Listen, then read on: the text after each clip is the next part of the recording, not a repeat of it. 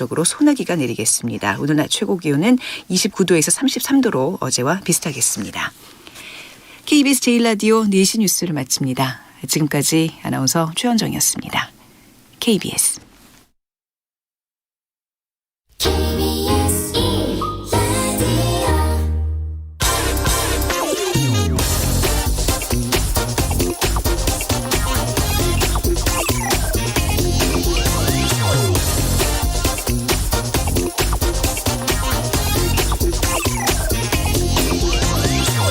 엊그제 오프닝에서 전해드렸듯이 지난 6월 그 광주에서 해체 중이던 건물이 버스를 덮치면서 발생한 이 참사의 근본 원인은 공사비 후려치기였습니다. 원래 공사 계약을 따낸 건설사가 직접 공사하지 않고 불법으로 재하도급을 줬고 이 과정에서 공사비가 7분의 1 토막이 나버렸습니다. 하청에 하청을 주면서 공사비가 7분의 1 토막이 됐다면 누군가는 중간에서 떼먹었다는 얘기입니다. 어제 국토부가 대책을 발표했습니다. 앞으로는 이 불법 하도급이 적발되면 원도급사는 물론이고 공사를 발주한 곳까지 처벌하겠다. 또 피해액의 최대 10배를 배상하는 징벌적 손해배상제도 도입하겠다는 겁니다. 이 불법 재하도급 문제가 이게 어제 오늘 일도 아니었는데 국토부에서 이걸 몰랐을 리도 없고 여태 뭐 하다가 이제서야 이런 대책이 나오는지 모르겠습니다. 오늘 주제로 다룰 이 대기업과 협력업체 간의 불공정한 납품 단가 문제, 이것도 제가 30년 전 기자생활 시작할 때부터 그때부터 나오던 얘기인데 아직까지도 이 얘기를 지금 해야 합니다. 그래도 누군가는 이렇게 계속 얘기해줘야 우리 아들내미 딸내미 세대는 좀 달라진 세상에서 살 수 있을 겁니다. 네, 경제와 정의를 다잡는 홍반장, 저는 KBS 기자 홍사원입니다. 경제쇼 유튜브뿐 아니라 콩 앱으로도 보실 수 있습니다. 콩 앱 하단에 있는 캠코더 마크 누르시면 됩니다. 자, 홍사원의 경제쇼 출발하겠습니다.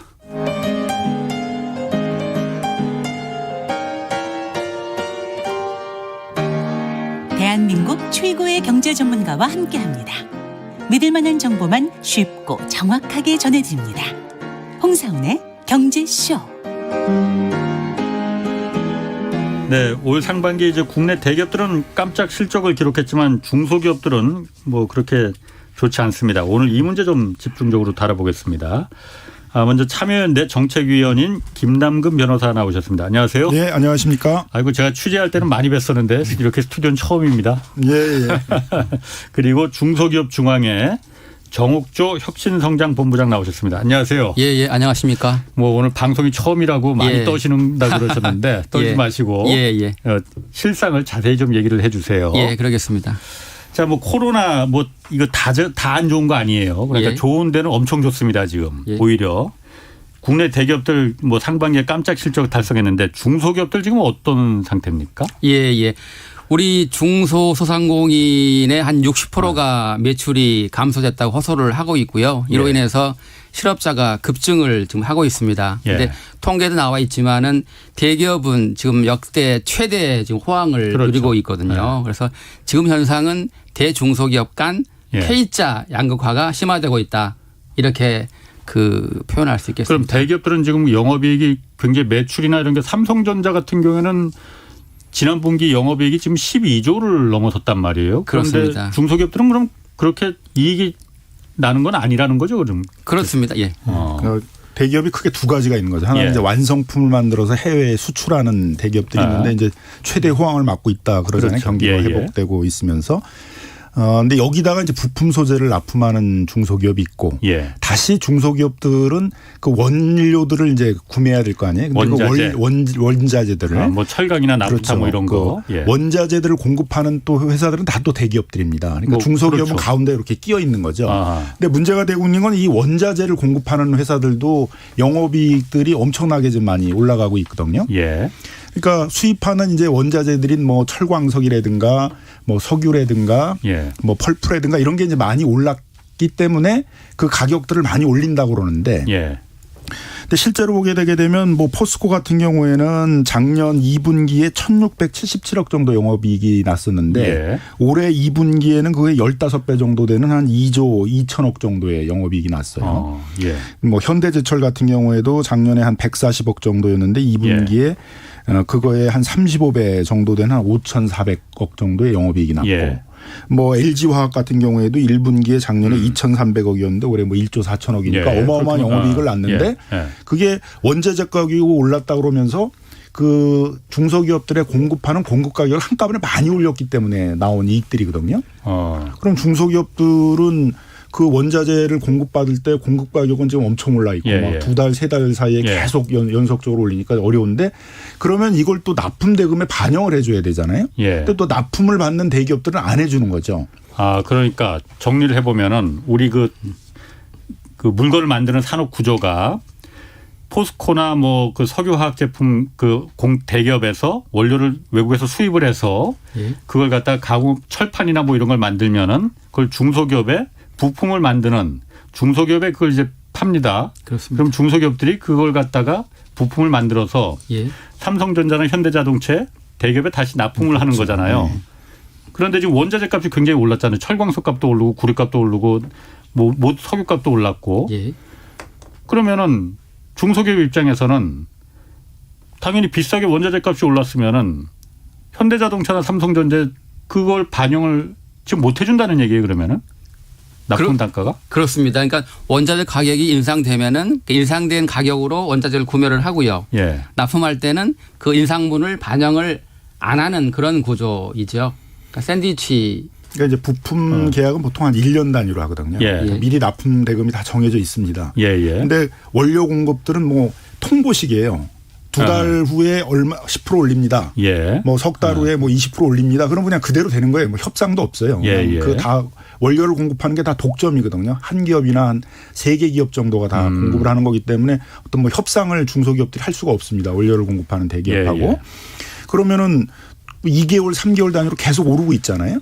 그러면은 납품 대금도 그거에 따라서 연동을 해가지고 변경을 해줘야 되는데 그게 원칙이죠. 근데 1년 전에 이렇게 계약했잖아. 그대로 납품을 해. 그러면은 이제 중소기업들은 중간에서 완전히 샌드위치가 되는 거죠. 원자재 가격은 올랐는데 납품 대금은 안 오르게 되니까 적자가 굉장히 심해지는 그런 상황에 지금 있는 겁니다. 그러니까 뭐 삼성전자나 현대자동차나 수출해서 이익이 많이 남는다 그러니까 어느 정도는 좀 이 원자재 가격이 오른 걸 알았으니까 그걸 납품 대금을 좀 연동시켜 가지고 올려줘야 되는데 이제 그런 걸 안 해주고 있는 거고 또 원자재를 공급하고 있는 뭐 포스코라든가 그런 뭐 LG화학이라든가 뭐 한솔재질이라든가 이런 대기업들은 일방적으로 원자재 가격을 많이 올려서 자기들은 그냥 큰 영업이익들을 얻고 있는데 중소기업의 어려움들을 고려해 가지고 원자재 가격 올리는 걸 좀 이렇게 자제해 주거나 그런 걸 해달라고 하는데 그런 걸 또 전혀 안 해주니까 그러니까 양쪽에 있는 대기업들은 다 지금 돈을 많이 벌고 있는데 가운데 있는 중소기업들은 이제 완전히 샌드위치가 돼가지고 굉장히 어려운 구조에 있다는 것이죠. 아니 그러면은 중소기업들 입장에서는 자 당신들도 그 사정을 다 알지 않느냐. 지금 원자재 값이 수입하는 가격이 올라서 포스코나 뭐 그 LG화학 뭐 석유 SK 정유 이런 뭐 원자재를 생산하는 여기서 우리가 비싸게 중소기업 입장에서는 비싸게 납품받을 수밖에 없다. 그러면 이거를 좀 고려를 해달라라고 원청인 대기업에 납품하는 중소기업들이 좀 사정을 설명할 수 있을 거 아닙니까? 근데 이제 이제 원자재 인상분에 대해서 좀 단가를 높여달라. 그렇게 대기업이 요구를 하면은요. 사실 대기업에서 그걸 들어줄 사실 의무는 없고요. 또 대기업에서도 들어주지도 않습니다. 계약을 1년 단위로 하니까. 그렇습니다. 그리고 또 문제 제기를 했을 때 강하게 문제 제기를 하면은 또 대기업에 또 쉽게 얘기해서 찍힌다 이렇게 얘기할 수가 있거든요. 그럴 수는 있을 것 같습니다. 물량 뭐 다음에 물량을 줄인다거나 아니면 또 뭐 그 거래처를 바꾼다거나 이런 또 그 보복이 있을 수 있으니까요. 쉽게 문제 제기할 수가 없는 거죠. 제가 들어보니까 좀 그 불공정한 것 같아요. 왜냐하면은 원자재를 갖다 공급받는 데하고는 두 달, 세 달 정도에다가 그 납품 계약을 그러니까 공급 계약을 맺는다면서요. 그런데 반대쪽에 납품하는 데는 1년 단위로 계약을 맺는다. 원자재 가격은 수시로 이렇게 오르락내리락 하는데 그러면 여기도 1년 단위로 그 예를 들어서 포스코나 뭐 SK나 뭐 이런 데다가 그 공급받는데도 1년 단위로 이렇게 그렇게 계약을 안 해주죠. 그런 거긴 데서. 대기업이니까. 그러니까 대기업들이 자기들이 언제든지 원자재 가격에 변동하는 것들에 대해서 그걸 반영을 하려고 예. 그것도 또 이렇게 협상을 해주는 것도 아니에요. 그냥 2달 후서부터는 15% 올립니다. 이렇게 통보가 오면 그냥 오르는 구조거든요. 예. 그래서 그것도 사실은 이제 공정거래법적 시각에서 보게 되면 독과점이라는 시장 지배적 지위에 있는 그 지위를 남용해 가지고 일방적으로 가격을 한꺼번에 많이 올리는 것이기 때문에 예. 공정거래위원회가 조사 같은 게 좀 필요한 부분들이거든요. 그리고 또 예. 예전에 그 금융위기 직전을 전후해 가지고는 이 원자재 가격을 일방적으로 많이 올린 거에 대해서 담합행위로 또 많이 처벌을 받은 적이 있었습니다. 예, 예. 그러니까 그런 조사도 지금 필요한 실정이에요. 공정거래위원회가. 예. 근데 지금 잘 안 하고 있어서 그렇습니다만. 그래서 거기도 이제 굉장히 불공정한 이슈들이 있는 거고요. 예. 또 마찬가지로 계약이라는 게 여러 변동 사항을 서로 반영할 수 있어야 되는데 네. 원자재 가격이 이렇게 많이 올랐으면 납품 대금을 좀 반영을 해줘야 되는데 대기업들은 그런 거 뭐 전혀 안 해주고 만일 이제 그런 요구를 하는 기업들이 나타나면 이제 바로 보복행위가 있는 거죠. 바로 뭐 거래가 끊어져 버리거나 예. 이렇게 되니까 중소기업 입장에서는 이제 이도저도 못하는 이제 그런 상황에 있다는 것이죠. 아니 그 우리나라가 무슨 그 뭐 후진국도 아닌데 그런 거 하라고 공정거래위원회도 있고 법이라는 것도 있고 하는 거 아닙니까? 그러면 이렇게 자 이거 이렇게 불공정하다. 불공정하니 이런 부분을 시정해 달라라고 공정거래위원회나 다른 어떤 법적인 기관에 그 하면 되는 거 아닙니까? 안에 그 해도 안 들어줘요? 그러면은 일단은 이제 어느 기업이 나서서 예. 신고를 해야 되는데 예. 그걸 신고했다는 기업이 포착이 되면 예. 대기업들이 또 거기를 가만히 두지 않을 거 아니에요. 찍히니까. 그러니까 예. 개별 기업들이 그런 공정에 신고한다는 건 어렵죠. 어려우니까 그걸 공정위가 이제 직권 조사를 좀 나서야 되는데 예. 공정위가 이제 몸이 무거운 거죠. 그러니까 지금 아마 지켜보고는 있는 것 같은데 예. 본격적으로 이거 이제 조사에 나설 것이냐 이런 거에 대해서는 보통은 한참 지난 다음에 조사가 나오거든요. 그래서 옛날에 그 금융위기 전후해 가지고 그 원자재 가격 인상한 거에 대한 뭐 담합행위에 대해서 과징금 처분 이런 거 있었던 것도 그 담합행위나 이런 게 있은 다음부터 한참 뒤에 조사가 돼 가지고 이제 예. 과징금 처분이나 이런 것들이 이루어지는데요. 예. 뭐 어쨌든 이제 시대가 많이 변해서 공정거래위원회가 그렇게 소극적인 사건이 나중에 발견이 되면 조사한다가 아니라 바로 문제가 있을 때 적극적인 실태조사 같은 걸 좀 나서라는 것들이 좀 시대적 요구니까 공정거래위원회가 이런 데가 좀 적극적으로 좀 나설 필요가 있겠고요. 그다음에 중소벤처부나 이런 데들도 이제 예. 중소벤처부가 우리나라가 약간 이제 벤처부 옆에다 중소기업청을 좀 붙여놓은 거 비슷하게 이렇게 돼 있어요. 예. 그래서 자꾸 벤처만 행정을 하는데 좀 예. 이럴 때 중소벤처부가 나와서 공정거래위원회보다는 중소벤처기업부가 훨씬 중소기업 사정들을 잘 알지 않겠어요? 그렇겠죠. 그러니까 이 원자재 가격이 이렇게 인상에 대해서 어렵고 뭐 예. 납품대금 조정은 안 되고 그러면 이제 이 문제를 해결하기 위해서 뭐 적극적인 이제 행정도 좀 나서고 지금 납품대금 조정제도라는 게 있는데 뭐 별로 이렇게 실효성 있게 움직이질 못하니까 그런 거에 어떤 시행령이나 이런 걸 바꿔서 이걸 활성화한다든가 예. 이런 데 좀 나서야 되는데 중소벤처부에서도 이게 별로 이렇게 중요한 행정으로 안 지금 되고 있다는 것이죠. 아, 왜요? 왜 중요한 그러면 우리나라 누구나 말은 그렇게 합니다. 중소기업 강국이 돼야만이 제대로 그 산업 구조가 탄탄해진다라고 말은 그렇게 하는데 지금 말씀하신 대로 원자재 가격이 요즘 워낙 많이 오르기 때문에 그 일방적인 피해를 다 중소기업들이 지금 샌드위치 상태에서 가운데서 다 부담하고 있다는 거 아니에요? 그렇습니다. 그런데 그걸 왜 중소벤처기업은 그럼 일부러 눈 감고 있다는 거예요? 그러면? 뭐 일부러 눈 감는 건 아니겠지만 예. 이제 중심이 아무래도 뭐 벤처기업 육성하고 예. 뭐 신산업에 중소기업들이 진출하는 거 하고 이런 걸 이제 주로 하다 보니까 예.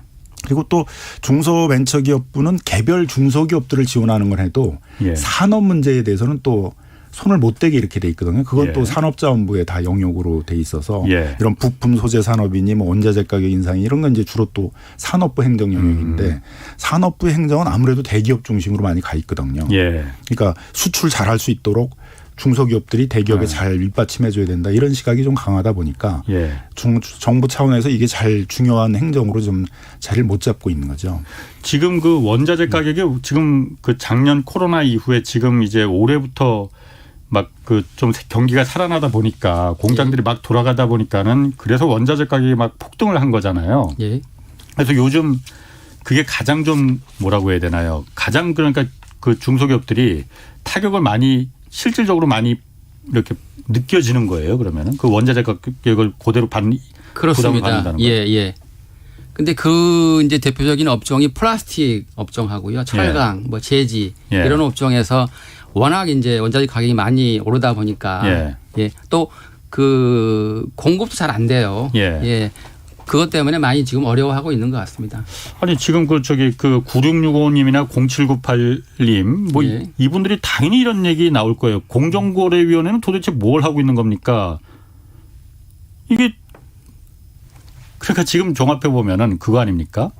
원자재 가격이 그 철광석이나 이런 게 오르니까 들여오는 그건 대기업인데 거기는 거기대로 비싸니까는 이거 비싸게 팔아야 돼 하고선 중소기업들한테 비싸게 팔고 중소기업들은 자 이렇게 우리가 비싸게 부품을 그 원자재를 들여서 만들었으니 좀 우리도 비싸게 좀 받겠습니다 하고 삼성전자 뭐 현대자동차 뭐 특정 기업을 뭐 대표적이니까 거기를 예를 들겠습니다. 좀 우리 좀 비싸게 좀 이거 좀 돈을 주십시오. 비싸게보다는 이제 반영을 해서 조금 올려주십시오. 그러니까. 근데 그건 안 돼. 왜냐 1년 전에 원자재 가격이 쌌을 때 그때 계약한 금액이 있으니 그냥 그거로 납품해. 이거 아닙니까? 아니 난 공정거래위원회가 이걸 하라고 만들어 놓은 건데 이게 그야말로 중소기업들은 뭐 솔직히 말해서 찍힐까 봐 고발이나 이런 걸 못할지 몰라더라도 공정거래위원회가 직권적으로 이걸 할 수 있는 게 여기밖에 없는 거 아니에요, 실제로. 아니 그러니까 이제 뭐 직접 조사는 안 들어가도 좀 경고 같은 건 좀 해줘야 된다. 너무 원자재 가격을 일방적으로 많이 올리니까 이렇게 많이 올리는 거에 대해서는 예전에도 한번 저희 조사를 해서 과징금 이런 것들을 물린 예가 있으니까 조사에 들어갈 수 있다. 이런 신호만 줘도 이제 대기업들이 너무 막 일방적으로 올리고 이런 것들은 이제 못할 거고. 그다음에 좀 뭐 중소기업들이 중소기업 단체들을 가지고 그 원자재값 인상에 대해서 협상할 수 있는 여지가 있을 거 아니에요. 그죠? 보통 거래라는 게 서로 협의를 해야 되잖아요. 그냥 뭐 대기업이 통보하면은 바로 2개월 후에 원자재 가격이 오르고 이런 방식이면 안 되니까. 그래서 그러면 가격이 올리더라도 미리 뭐 사전에 예고를 해달라든가 뭐 협의를 하자라든가 뭐 그런 여러 가지 방식의 어떤 거래 방식들도 있을 테니까 그런 걸 해줘야 되는데 이제 대기업이 그런 게 전혀 없단 말이에요. 그러니까 그런 걸 하기 위해서라도 좀 공정이나 이런 데들이 이제 이 부분에 대해서 조사를 하겠다 같은 것들을 이제 경고를 좀 해줄 필요가 있다는 거죠. 근데 그 삼성전자나 제가 알기로는 삼성전자나 현대차 같이 이제 규모가 큰 대기업은 3개월마다 한 번씩 이렇게 납품 단가에 반영해 조정을 신청을 하면은요. 반영해 주고 있다고 이렇게 있는 대기업도 사실 있습니다. 근데 모든 대기업들이 그렇게 해야 되는데 안 그러고 있다는 그 대기업이 많기 때문에 문제가 되는 거죠. 사실. 안 그러고 있는 대기업이 더 많다. 그러면은 일단 원자재 그 납품받는 그 대기업들 있지 않습니까? 그런 데서는 아까 그 김 변호사님 말씀하신 대로 그냥 일방적으로 통보입니까 그러면은? 그렇습니다. 지금 현재로는 가격을 통보를 하고 있고요. 어떤 업종은 가격도 모르는 상태에서 그 원자재를 받은 다음에 월 말에 세금 견사서를 보고 나서 이제 가격을 아는 그런 경우도 있습니다. 그러니까 이 원자재 가격 대기업하고 이제 중소기업 간에는 대표적인 가불이죠. 우리 저 변호사님 말씀처럼 독점이다 보니까요. 그 모두가 다 아는 사실입니다. 그래서 이제 뭐 대안으로 많이 얘기하는 게 이제 가격 예시제를 해달라. 예시제? 올리려면 미리 2개월 후에는 얼마 올라야 될 것 같습니다라는 것들을 예를 들면 미리 얘기를 해준다든가. 근데 아무 얘기도 없다 갑자기 사후적으로 올려야 된다라든가 이렇게 하게 되면 대비를 하기가 어렵잖아요. 또 하나는 이제 집단으로 구매를 하게 해달라. 그러니까 예를 들면 플라스틱을 가지고 여러 가지 뭐 사출 이런 걸 가지고 플라스틱 제품을 만드는데 대부분 다 영세한 중소기업들이 많이 있거든요. 그러니까 거기도 그러면 구매력의 파워를 가지려고 그러면 한꺼번에 구매를 하면 되잖아요. 그렇죠. 거기 협동조합이나 이런 데들이 그런 걸 하게 해달라라는 거죠. 근데 이런 걸 하면 이제 예전에는 공정거래위원회가 또 그건 또 담합이라고 하면서 또 이제 조사를 하겠다라고 나오게 되니까 이제 중소기업들이 상당히 부담이 돼서 못 하는데 중소기업 협동조합법이 이제 작년에 개정이 되면서 중소기업 협동조합이 공동행위를 하는 것들에 대해서는 이제 그게 뭐 경성담합에 해당되지 않는 거라고 해도 이제 허용해 주게 됐으니까 그런 걸 좀 정부가 지원을 해서 뭐 공동구매를 하게 한다라든가 뭐 여차해서 국내에 있는 대기업들이 너무 비싸게 공부를 하려고 그러게 되면 해외에서도 구입할 수 있게 해줘야 되잖아요.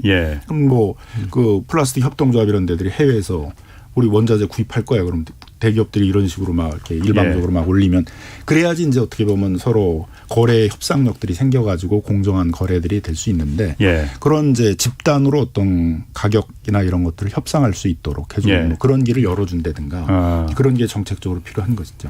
제가 예전에 한번 이거 관련해서 취재를 하면서 독일을 한번 갔다 온 적이 있거든요.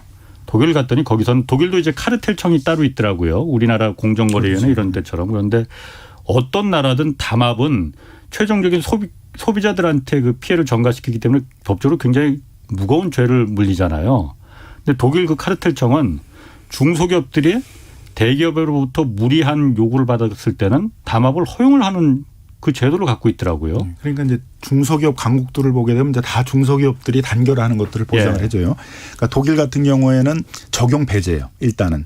그래서 중소기업들이 그 거래 조건 개선이나 경쟁력 강화를 위해서 공동 행동을 하는 허용을 하되 사후적으로 그게 이제 경성 담합이다. 가격을 크게 올리거나 이제 공급을 서로 담합해서 줄이거나 이러는 거에 대해서만 이제 개입을 하게 돼 있고요. 일본 같은 경우는 협동조합이 하는 거에 대해서는 이제 그 적용을 배제하도록 이렇게 해주고 있거든요.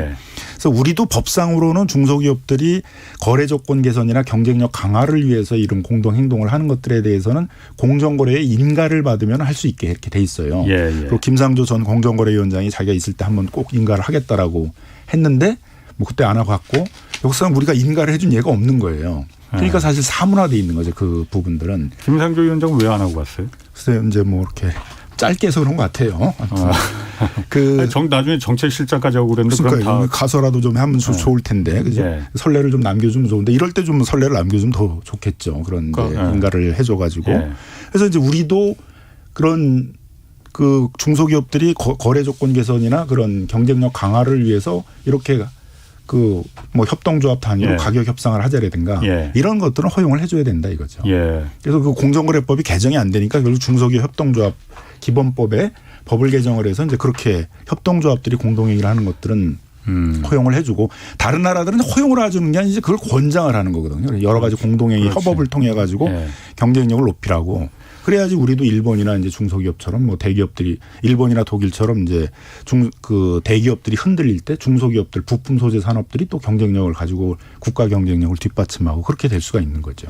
지금 뭐 그 문자나 댓글들이 많이 들어옵니다. 4150님이 현대차를 상대로 하는 협력사 사장단이 있습니다만 전혀 효과가 없습니다. 전혀 대항을 못하는 게 현실입니다. 이렇게 그 의견을 주셨고 김영진 님도 답답합니다. 구매 담당자가 자기 실적 올려서 성과 올려야 되는데 가격 올려주자고 상급자의 기한이나 건의를 하겠습니까? 구매 담당 최고임원이 부하 직원의 납품 단가 올려주라고 이거 지시하겠습니까? 절대는 아닙니다. 그러니까 대기업은 원래 구매부가 이거 하는 거잖아요. 납품 단가 쥐어짜라고 하는 게 구매부지 않습니까? 뭐 쥐어짜라는 표현이 좀 과할지 몰라도 그 본부장님, 그 아까 말씀하신 대로 중소기업 중앙회 같은 데가 그렇게 이 중소기업 개별로다가 상대하면은 대기업에 그야말로 다윗과 골리앗이 되니 여러 힘을 모아서 같이 공동으로 다 대응을 좀 하자라고 하는 게 이제 중소기업 중앙회가 그런 역할을 할 수 있는 거 아닙니까? 그러니까 그 납품 단가 조정 얘기하시는 거죠? 예. 그 사실 그 협상력이 부족한 중소기업을 대신해 가지고요. 그 협동조합이나 아니면 우리 중소기업 중앙회가 그 대기업을 상대로 해 가지고 협상할 수 있는 그런 권한이 사실 상생법에 있긴 있어요. 있는데 상생협력법이라는 거 있잖아요. 그렇습니다. 있는데 지난 그 10년 동안 그 협동조합을 통한 조정 신청은 한 건도 없었습니다. 전무하다는 얘기죠. 그 원인은 뭐냐면은 이제 아까도 얘기했지만은 중소기업 입장에서는 괜히 그 신청을 했다가 대기업과의 뭐 거래 단절이라든가 뭐 이런 거에 대한 우려도 있고요. 또 그런 것들이 또 업계 소문이 나면은 또 발들기가 좀 어렵다는 그런 얘기가 또 있어요. 그러니까 섣불리 나서기가 힘들다는 거죠. 그래도 안 나서면은 고쳐지지가 않죠. 그러니까 이제 두 가지가 이제 있는 거죠. 하나는 어떻게 보면 중소기업 중앙회나 이런 입장에서 보게 되면 먼저 거기 이렇게 많이 올랐다. 협상이 필요하다. 그럼 구체적으로 어느 기업의 위임을 받지 않더라도 그냥 직접 나서서 협상을 하게 할 수 있으면 되는데 지금 제도는 위임을 받아야 돼. 개별 기업으로부터. 그래야만 이제 협동조합이나 중소기업 중앙회에 하도록 돼 있는데 그 개별 기업의 입장에서는 물론 자기가 직접 대기업하고 와서 협상하는 것도 물론 어렵지만 그걸 협동조합이나 중소기업 중앙회에 얘기를 해가지고 우리를 위해서 가서 협상해 주십시오라고 얘기하는 것도 어렵다는 거죠. 예. 결과적으로 어떤 기업인지가 드러나게 되니까. 예. 그러니까 기업의 구체적인 위임이 없더라도 예. 그 기업들 중소기업들을 대변할 수 있는 중소기업 중앙회나 협동조합들이 직접 그 관련 사안에 대해서 협상을 할 수 있도록 예. 그렇게 이제 길을 좀 열어줄 필요가 있는 것이고요. 또 하나는 이제 그 미국이나 일본 같은데 이제 오랜 이제 관행이 생기면서 예. 소위 이제 연동제라는 그런 프로그램들을 이제 갖고 있는 거거든요. 그러니까 특정 원가 원자재가 그 납품 대금에서 차지하는 비중이 큰 부분들이 있잖아요. 예, 그러니까 예. 뭐 자동차라든가 뭐 이런 데 보면 뭐 철강 이런 게 차지하는 예. 비중이 클 거고 플라스틱 같은 경우도 그런 예. 거고 그 종이 이제 관련된 뭐 골판지나 이런 데들도 종이 값이 차지하는 비중이 큰 거 아닙니까? 그러면 예. 그런 데들은 그 가격에 차지하는 비중이 큰 그 원자재가 가격이 오르면 예. 그거에 이렇게 연동을 해서 뭐 10% 오르게 되면 전체 납품 대금에서 그 원자재가 차지하는 비중이 뭐 예를 들어서 30%다. 그럼 그 비율만큼 올려준다든가 예. 이런 이제 연동제 시스템들을 좀 만들어줘야 그러니까 제도적으로 그렇죠. 법적으로 물론 그게 이건 상식적인데? 법으로 하는 것보다는 이제 다른 나라들은 이미 대기업과 그 중소기업 자기 협력업체들 사이에서 이렇게 예. 약간 수평적인 구조니까 예. 그런 연동제 슬라이딩 시스템 같은 것들을 다 갖고 있단 말이에요. 예. 그래서 우리 대기업들도 그거를 좀 받아들이도록 좀 뭐 중소벤처부나 산업자원부나 이런 데들이 적극적으로 정책적으로 권하고 예. 또 표준 계약서 같은 걸 만들어서 그 납품 단가 연동제에 관한 예. 그래서 그런 연동제 시스템이 필요한 그런 업종 같은 경우에 있어서는 이제 그런 표준 계약에 의해서 납품 대금이 이렇게 좀 자동으로 원자재 가격이 연동되도록 한다라든가 예. 그런 것들을 이제 마련해 줄 필요가 있다는 거죠. 그 제가 아까 말씀하신 것 중에 좀 궁금한 게 있습니다. 그 아까 중소기업 중앙이나 이런 그 협동조합 같은 데서 뭔가 이거에 대해서 조치를 취하려면 누군가 어떤 개별 기업으로부터 위임을 받아야 된다고 그 법적으로 돼 있는 거라고 그렇습니다. 하시잖아요. 지금 법적인 그렇게 돼 있습니다. 왜 그렇게 만들어놨어요? 그게 그렇게 하지 않으면 어떤 부작용이 있길래 이런 찍힐까 봐 어느 기업도 나서지 않을 거라는 걸 그 법을 만든 기관이나 사람들이 모르지 않을 텐데 왜 그렇게 만들어놨을까요? 그러니까 처음에는 그 기업들이 대기업과 직접 협상을 하도록 법이 이렇게 돼 있던 거죠. 예. 해보니까 10년을 했는데 되지가 않아요. 그럴 리가 없잖아요. 그죠? 예. 다 보복이 두려워가지고. 예. 그래서 그럼 협동조합이 위임받아서 하자. 예. 이렇게 이제 한 거고 협동조합도 사실은 협동조합을 리더하시는 그분들도 다 또 중소기업을 하니까 예. 자기들이 적극적으로 잘 못 나서죠. 그래서 예. 이제 중소기업 중앙회가 대변하자 그런 건데 예. 제도를 좀 더 실효성 있게 만들려면은 그 개별 기업의 구체적인 위임이 없이도 할 수 있도록 이렇게 해줄 필요가 있다는 것이죠. 예, 오늘 그 현장에서 하여튼 좋은 문자가 굉장히 많이 오고 있습니다. 6824님이 소상공인입니다. 마그넷 코일 구매도 어렵고 가격도 많이 올랐습니다. 본사에 원가 인상 청구는 꿈입니다. 오늘 방송을 듣고 있자니 눈물이 납니다. 기계를 잠깐 멈추고 지금 듣고 있는 중입니다. 이렇게 말하셨고 2929님이 영세업체가 제일 힘든 건 원자재 업체는 대기업이라 원자재는 현금 주고 사오는데 대기업이나 1차 협력사들은 납품 후에 15일에서 45일 정도 뒤에 결제를 해주니 영세업체들이 자금으로 본다는 거죠. 그 본부장님, 예. 그 제가 이런 생각도 들어요.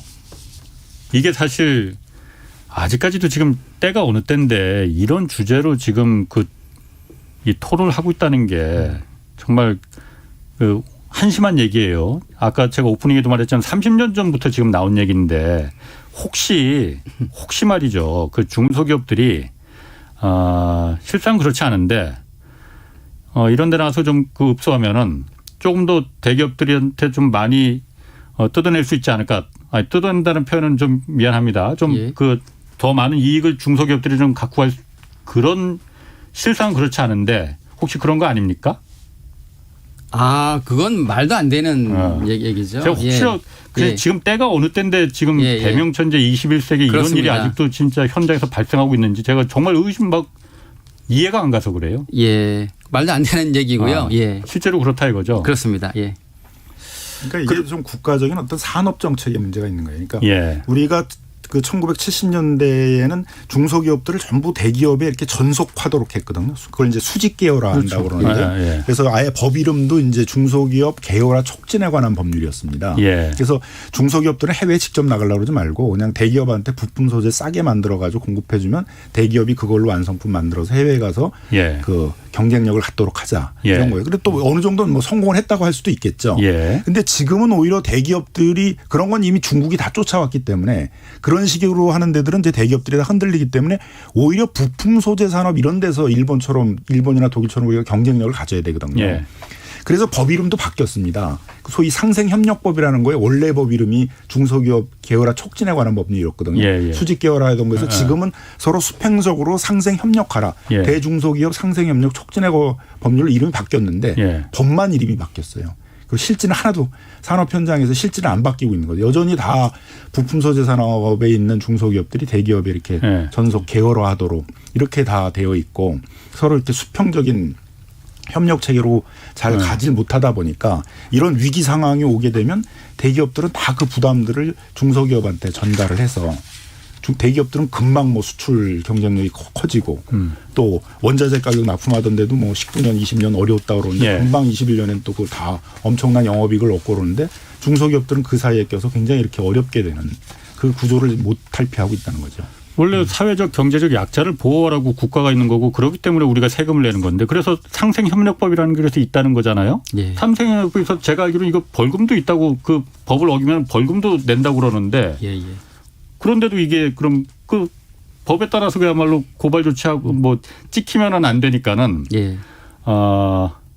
그 법이 그럼 작동을 안 하는 거예요? 그럼 지금 현재 이제 벌금도 있고 그렇다고 그렇습니다. 이제 그 납품 단가 조정 신청을 했을 때 예. 대기업이 뭐 대응을 안 한다거나 예. 했을 경우에는 현재 상생법에는 벌금이 5천만 원이에요. 그러다 보니까 이 5천만 원이 대기업 입장에서는 별게 아니다. 껌값이지. 실효성이 없다. 예. 그래서 그 하도급 법에서는 계약 금액의 2배거든요. 예. 그래서 상생법도 동일하게 예. 하자라고 지금 건의가 되어 있는 상태고요. 그쪽으로 그게 좀 무슨 말인지 제가 잘 이해를 못했는데 뭐가 2배라는 거죠? 그러니까 하도급 대금의 2배.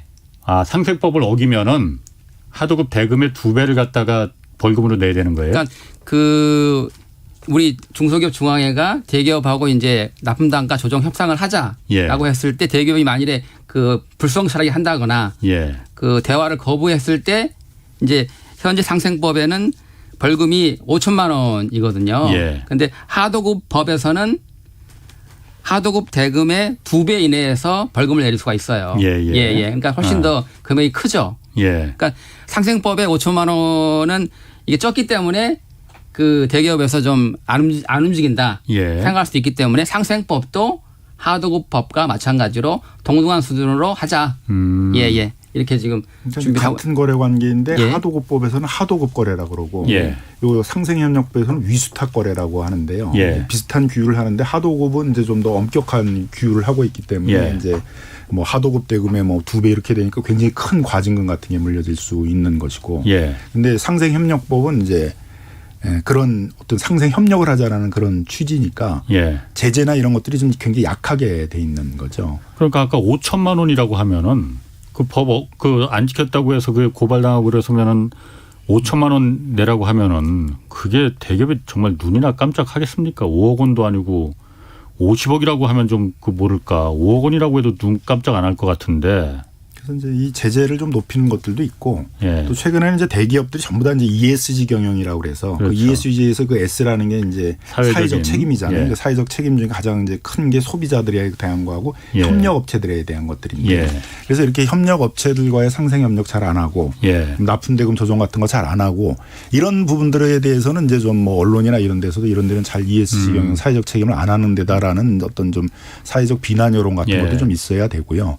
또 그런 데들에 대해서는 뭐 정부가 하는 어떤 여러 가지 어떤 조달 그런 부분이라든가 이런 데 있어서 어떤 제재 같은 것들을 좀 그 불이익을 준다라든가 또 잘하는 데들은 인센티브를 준다든가 이런 좀 정책 같은 것들도 필요하고 좀 정부 범정부 차원에서 이런 좀 중소기업들이 좀 대기업의 이 틈에서 좀 벗어나서 좀 독립적으로 중소기업 자체도 부품 소재 산업도 우리 국가적으로 키워야 될 중요한 성장 산업이다. 당연하죠. 이런 관점에서 좀 정책을 필 필요가 있다는 거죠. 아니 우리나라 정책이라는 게 뭐 이거 먼저 그 WHO님이 얼마나 화가 나셨으면 이런 얘기 주셨네. 벌금 말고 그냥 망하게 해야 정신 차린다. 그런데 우리 관료는 다 대기업 편이다. 고위 관료들.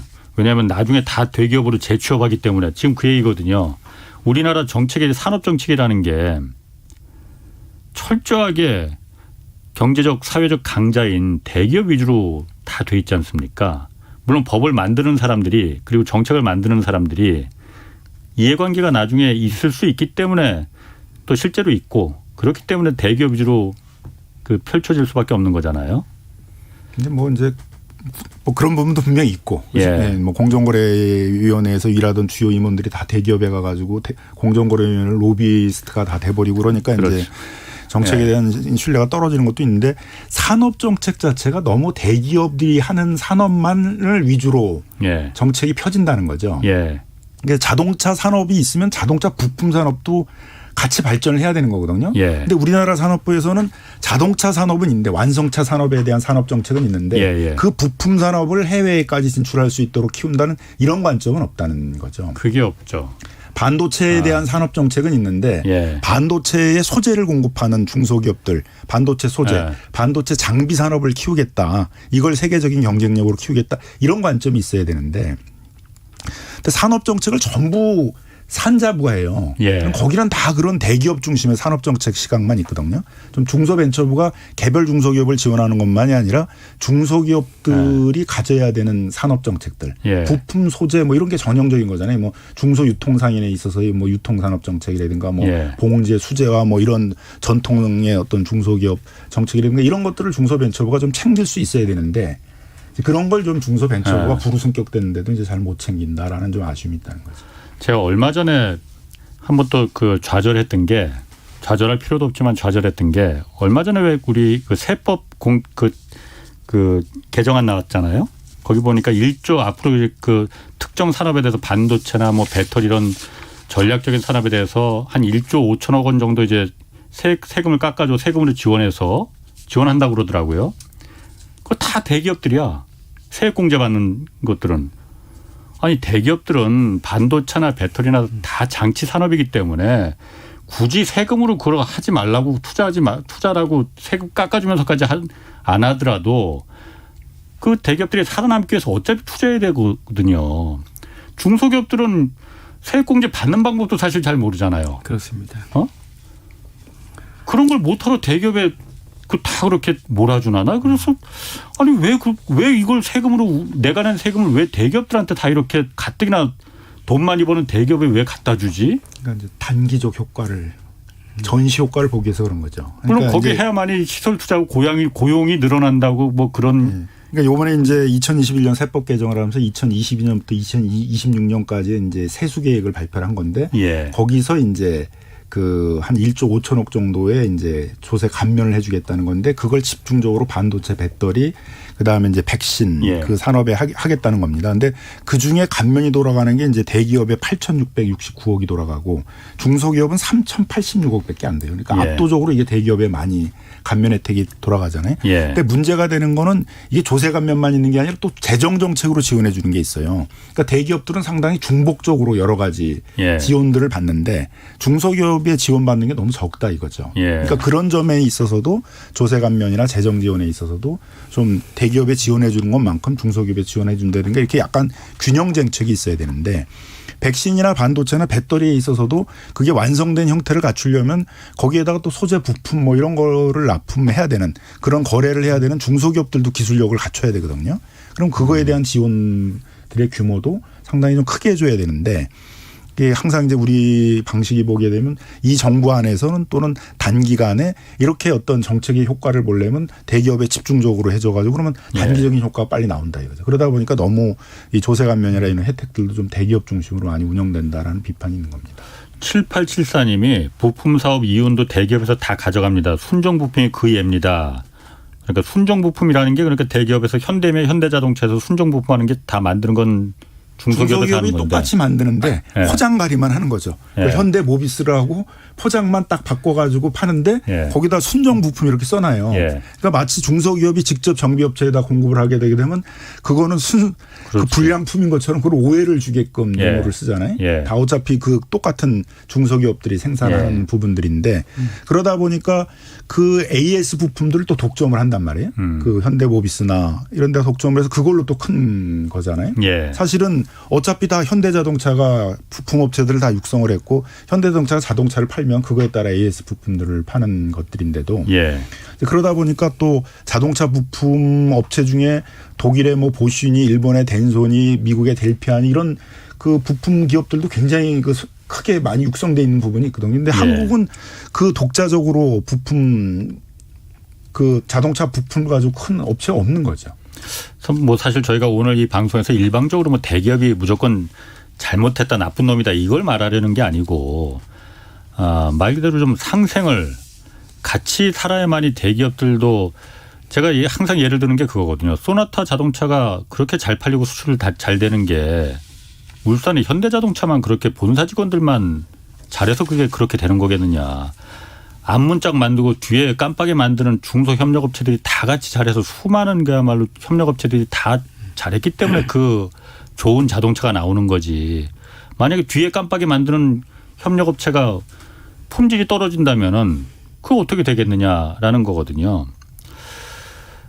그래서 배영숙 님이 울산 현대자동차 1, 2, 3차 밴더 그러니까 협력업체 100군데만 다녀보시면 이런 토론이 얼마나 허무한지 알 텐데 재벌은 정말 저항할 수 없는 거대한 성입니다. 뭐 이런 얘기 주셨어요. 그리고 아까 열형 코일도 보니까는 구체적으로 이분은 그러니까 그 이 단가를 제시해 주셨네. 406 하나님이 열형 코일의 경우 이게 그러니까 그 강선 그걸 말하는 거죠. 작년 말에 톤당 85만 원에 구매하던 것을 지금은 140만 원 이상 줘야 할 정도로 원자재 가격이 오른 상태다. 철강제 제조업체의 경우 지금 철강제 판매가 인상으로 올해 엄청난 이익을 지금 대기업들이 거두고 있다. 답답합니다. 솔직히 이런가 하면 이게 벌써 정말 지금이 언제 때부터 지금 시대에 이런 얘기가 나온다는 것 자체가 이게 답답합니다. 근데 이제 이런 얘기가 또 나오는 게 경제가 어려울 때거든요. 예. 그나마 경제가 잘 나갈 때는 그나마 조금 뭐 중소기업한테라도 여러 혜택을 주고 그러려고 그러는데 경제가 어려울 때일수록 서로 고통을 분담하려고 그래야 되는데 경제가 어려울 때는 그 어려운 건 전부 중소기업들이 부담하도록 하고 대기업들은 그 어려움을 같이 부담을 안 하겠다. 더 나아가지고 이 기회를 이용해 가지고 가격을 크게 올려가지고 자기들은 영업이익을 많이 보겠다. 이런 부분들이 이제 사회적으로 보게 되면 사회적 비난을 받는 행위들인 거거든요. 이 코로나 국면에 다 어려운데 이 포스코나 이런 데들은 그 재료값들을 많이 올려가지고 영업이익을 그렇게 뭐 작년보다 뭐 10배 뭐 이렇게 이제 갖는다. 이런 거에 대해서는 좀 고민을 해봐야 되잖아요. 그런 점에서 좀 포스코나 뭐 현대제철이나 뭐 그 LG화학이나 뭐 이런 뭐 한솔이나 이런 데들이 좀 그 원자재를 공급받는 그 부품 회사들과 좀 뭐 거의 협동조합이나 이런 데들과 좀 한번 교섭을 해가지고 같이 좀 살자라는 의미에서 좀 원자재 가격 같은 것도 좀 내려주고 또 앞으로 올릴 때는 좀 미리 예고도 좀 해주고 그냥 뭐 사업 통보하듯이 그렇게 올리지 말고 그런 좀 시스템을 좀 만드는 노력들을 이참에 좀 하고 정부도 그런 걸 하기 위해서 좀 중재에 나서서 대기업과 중소기업 사이에서 그런 좀 적극적인 역할을 해주면은 뭐 이런 또 위기 상황에서 또 좋은 상생 협력의 모델들 그다음 그런 걸 위한 뭐 그런 가격 예고제 뭐 그 납품 단가 연동제 뭐 그런 여러 가지 시스템들도 만들어질 수 있지 않을까 생각이 듭니다. 그 제가 그 예전에 한번 이런 것 좀 취재해 보면은 사실 대기업에서 그 구매부에서 주로 이제 뭐 이렇게 좀 쥐어짜긴 하지만은 저는 사실 노조의 역할도 좀 있다고 봅니다. 그러니까 원래 노동운동이라는 건 연대잖아요. 그러면은 예를 들어서 어떤 대기업의 그 우리나라는 다 개별 기업 노조니까 그 노조가 사실 경영진은 이런 경우 같은 경우에 좀 압박을 해야 되거든요. 자, 우리 같이 다 살아야 된다. 저 협력업체들도 다 같이 똑같은 노동자들인데 납품 단가나 이런 게 워낙 쥐어짜니까는 남는 게 없으니까 저쪽 노동자들도 협력업체 노동자들은 다 그야말로 다 어려운 생활을 하고 있는 거 아니냐. 그러면은 대기업의 노조가 좀 그 부분을 좀 연대해서 같이 좀 경영진을 견제하고 설득하고 해줘야 되는데 사실 우리나라 뭐 이거 불편한 말이긴 하지만은 대기업의 노조들은 경영진과 어떻게 보면 암묵적인 협력 관계거든요. 저쪽을 쥐어짜야만이 우리 노조가 더 많은 혜택을 가질 수 있다. 그런 거 정말 KBS도 마찬가지입니다. 우리나라 대기업 노조가 다 마찬가지입니다. 그렇기 때문에 대기업 노조들이 결국은 사용자하고 담합해서 어떻게 보면 그 중소기업의 납품대금 인상이나 이런 걸 통해서 가서 중소기업 노동자들의 어떤 임금 인상이나 이런 걸 통해 가지고 대기업과 중소기업 사이에 있어서 너무 이렇게 벌어져 있는 임금 격차 이런 걸 줄이고 그게 노조 이런 것을 이제 해야 되는 거죠. 이제 그렇죠. 그걸 이제 뭐 서구유럽에서는 연대 임금이라고도 예. 하고 그런 노력들을 하는데 그런 노력들을 이제 잘 하지 않고 자신들의 어떤 임금 인상에만 주력을 하게 되게 되면 결국 사용자하고 담합해서 대기업 사용자와 대기업 노동조합이 담합해가지고 결국 중소기업 사용자와 중소기업 노동자만 어렵게 되는 거 아니냐 이런 비판이 일어나게 되는 거거든요. 근데 사실 그 SK 이노베이션 같은 경우에는 임금 인상분의 뭐 몇 프로를 이렇게 네. 상생기금으로 내 가지고요. 맞습니다. 협력업체를 도와주는 그런 또 우수 사례도 있긴 해요. 네. 근데 대부분의 그 대기업들은 강성 노조가 이제 그 매년 단협 예. 그러니까 파업을 통해 가지고 임금 인상을 올리고요. 예. 그 인상분을 이제 협력업체에 납품 단가 전가시키지. 전가를 시키는 거죠. 예. 그러면 이제 그게 다시 이제 그 중소기업은 그 임금을 올려줄 수 있는 여력이 예. 안 되니까 더 이제 양극화가 심화되는 그런 악순환이 계속되는 거죠. 예. 예. 그래서 코로나가 끝나는 이제 이 국면 올해나 내년 국면에서는 좀 대기업 노조들도 예. 그 단체 교섭의 요구안의 방식에 좀 예. 이런 내용들을 좀 다 집어넣어 가지고 뭐 어쨌든 경제가 어려워지게 되면 중소기업 이런 데가 더 어려운 건 사실이거든요. 그렇죠. 대기업보다 뭐 이런 제도를 많이 개선을 하더라도 예. 그러니까 이럴 때 좀 그 임금 인상분의 뭐 일정 정도 부분들은 그런 기금을 해서 사회연대기금 같은 사회연대기금 같은 걸 만들어서 예. 중소기업 뭐 노동자들 임금 인상이라든가 뭐 비정규직 문제 같은 걸 해결하는 데 사용하도록 하자. 예. 이런 식의 좀 교섭 요구들이 활발하게 좀 나와줘야 되지 않을까 생각이 듭니다. 그럼 어쨌든 실질적인 대안 마련이 좀 뭐 시간이 뭐 하다 보니까 거의 다 됐습니다. 실질적인 대안 마련이 지금 중요한데 가장 중요한 게 지금 그 중소기업 중앙회나 이쪽에서 봤을 때 뭐 지금 말 얘기 중간에 토론 중에 몇 가지 나오긴 나왔어요. 어떤 게 지금 어떻게 해야만 이 문제가 풀릴 수가 있습니까? 그러면? 제가 생각하기에는 이제 대기업의 상생 의지도 중요하지만은요. 예. 제도적 보완이 필요하다고 생각을 합니다. 예. 첫 번째로는 그 대기업에서 원자재 가격을 그 공시하는 제도 예. 이게 필요하고요. 그리고 앞으로 얼마만큼 오를 것이다. 예. 고려하는 그 공시 예약 제도도 필요하다고 생각을 합니다. 예. 그리고 또 하나는 그 원자재 가격이 오르면은 납품 단가에 반영이 되는 예. 그러니까 원가 그 연동 연동제. 계약제 아. 요걸 법적으로 그 명문화하자 예. 요거고요. 마지막으로는 그 협동조합의 대기업과의 원자재 가격을 예. 협상할 수 있는 단체 협상권. 아까 말씀하신 예. 우리 저기 좀 힘을 갖게 할 수 그렇죠. 있는. 예. 그거를 좀 이렇게 그 줄 수 있도록 법을 개정하자. 이게 이제 주요 포인트겠습니다. 독일에서는 그래서 담합까지도 그러니까 허용하더라니까요. 그렇습니다. 예. 아니 그러면은 그 원가 연동 그 계약제 같은 거 있잖아요. 뭐 법 하시니까 김 변호사님 잘 아실 거 아니에요. 그게 그렇게 힘든 거예요? 아니, 그러니까 이제 그걸로 규제를 하자 그러면 힘들겠지만 그거에 법적 근거를 마련해 주는 거죠. 그래서 예. 그 업종별로 공정거래위원회나 중소벤처부가 표준계약서를 만들어서 예. 그 한두 개의 주요 원자재 비중이 큰 그런 예. 납품 거래에 있어서는 그 원자재 가격이 오르게 되게 되면 예. 그거에 연동해 가지고 납품 대금을 조정하도록 하는 예. 그런 걸 해야 된다. 그걸 위한 뭐 표준계약서 같은 걸 만들자 이런 예. 법적 근거를 만들어 주는 거죠. 예. 그러니까 지금 저희가 보면은 우리가 지금 이익 공유제 뭐 그 상생 협력제 말은 화려한 문구들은 많잖아요. 그런데 이게 다 이익공유제의 한 형태일 수 있는 거죠. 이게 협력, 이익, 배분제 이런 게 이런 기본의 밑바닥이 되는 원자재 가격이 오르는 그것도 서로 이 공유를 안 하려고 그러는데 어떻게 이익을 공유하겠습니까? 아니 그러니까 그런 부분을 말은 많은데 그걸 다 그 어떤 대기업의 선의에서 사장님의 회장님의 양심에 맡기는 거거든요. 그럼 정말 내가 회장님이라도 안 하지. 일본이나 그 미국에서 그게 가능하게 되는 건 뭐냐면 그게 예. 집단적으로 교섭을 하기 때문이에요. 예. 도요타의 3대3대3이라는 어떤 그 상생협력 방식이라는 것도 협력업체의 그 협동조합이나 이런 단체하고 도요타하고 집단적으로 교섭을 하니까 그런 예. 방식의 협력 체계가 나오는 거지. 예. 그걸 개별 기업하고 개별 대기업하고 협상을 해가지고는 그런 게 나올 수가 없는 거죠. 그렇죠. 그런 점에서도 협동조합이나 중소기업 단체들, 소상공인 단체들이 대기업과 이렇게 집단적으로 교섭할 수 있도록 하는 그런 단체 교섭권 같은 거를 적극적으로 보장해 줄 필요가 있다는 것입니다. 지금 뭐 5472님 비롯해서 5012님 뭐 이순당님 여러분들이 대기업 노조는 하청업체를 동일한 노동자로 보지 않습니다. 사실 이게 제가 가장 뼈아픈 말입니다. 이게 우리나라가 개별 기업이 다 개별 기업 단위로 지금 그 산업별이 아닌 개별 기업 단위로 임금 교섭이나 단체 협약을 하게 돼 있기 때문에 인간의 이기심을 갖다 경영진도 지금 이용하는 거죠. 이런 부분을. 하여튼 그런데 다시 한번 말하지만은 노동운동은 연대가 가장 우선입니다. 혼자서는 절대 할 수 없는 게 노동운동이거든요. 권정환 님도 대기업한테 대들었다가는 뼈도 못 추립니다. 그리고 신호관 님이 홍 반장님 해결이 안 되더라도 중소기업 쪽에서 얘기를 해 주시니 고맙습니다. 뭐 이런 얘기 많이들 주셨습니다. 마지막으로요. 본부장님. 예. 중소기업들이 그럼 기업하기 좋은 환경이 되려면 좀 어떤 게 돼야 될지 간단하게 좀 얘기해 주시죠. 예.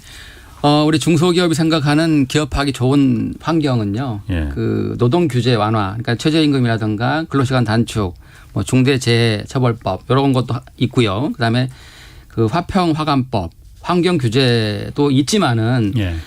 그 중소기업 절반 정도가 사실 대기업하고 거래를 하고 있어요. 그렇죠. 그래서 지금 현재에서는 가장 중요한 거는 대중소기업 간 상생 협력, 그러니까 납품 단가를 제대로 보장해 달라.